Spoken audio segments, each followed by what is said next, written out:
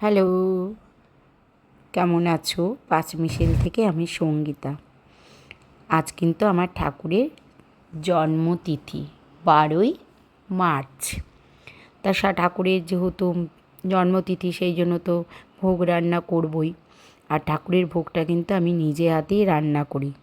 আমার যে কাজ করে বলবো মাসিটাকে, মানে যে সাহায্য করে আমাকে, সেই আমায় শুধু কেটে দিয়েছে সবজিগুলো, কারণ সবার হাতে তো ঠাকুরের রান্নাটা করা যায় না। কিন্তু ঠাকুরের ভোগটা কিন্তু আমি নিজেই করি, উনি শুধু সবজিগুলো কেটে দিয়েছে।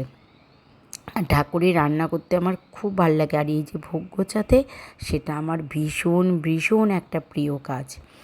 খুব সুন্দরভাবে সাজিয়ে গুছিয়ে ঠাকুরকে দিতে আমার ভীষণ ভালো লাগে। আজ করেছিলাম খিচুড়ি, নারকেল বাদাম দিয়ে, কিশমিশ দিয়ে, তার সাথে 5 রকমের ভাজা, আলু ভাজা, শিম ভাজা, তারপর পটল ভাজা, কুমড়ো ভাজা আর বেগুন ভাজা। তার সাথে করেছিলাম সব কিছু দিয়ে একটা তরকারি, আর সাবুর পাঁপড় ছিল। যেহেতু ঠাকুর পাঁপড় খিচুড়ি খেতে খুব ভালোবাসতো, তাই খিচুড়িটা তো করেছি, তার সাথে পাঁপড় ভাজাটাও দিলাম, সাবুর পাঁপড়। তার সাথে পায়েস, মালপোয়া, একটু লুচি, আর তার সাথে একটু ফল কেটে দিয়েছি। যা করি আমি, যা ঠাকুরের জন্য যে রান্নাটা করি, যেটাই করি, আমার যেদিন যা ইচ্ছা হয় আমি তাই দিই। আজকে যেহেতু ঠাকুর খিচুড়িটা ভালোবাসে, তাই খিচুড়ি দিয়েছিলাম। করে আমি ঠাকুরের কাছে ভোগ সাজিয়ে দিয়ে পুজোটা করলাম। করতে কিন্তু আমার ভীষণ ভীষণ ভালো লাগে।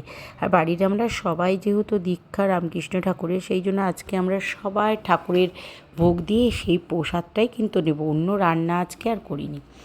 যাই হোক, সব কিছু সাজিয়ে গুছিয়ে ঠাকুরকে দিয়ে পুজোটা সেরে নিলাম। করতে করতে তাও তো বেলা 1:30 হয়ে গেছে। 12টার মধ্যেই রান্না শেষ করেছি। সব গুছিয়ে সুন্দরভাবে ঠাকুরকে পুজো দিলাম। এত ভালো লাগলে আমাকে এরকমভাবে গুছিয়ে পুজো দিতে ভীষণ ভালো লাগে। আর আমার তো গোপাল রয়েছে, গোপুসোনাকে তো ভোগ দিতে আমার এটা প্রিয় কাজ। আজকের দিনটা কিন্তু খুব ভালো কাটলো।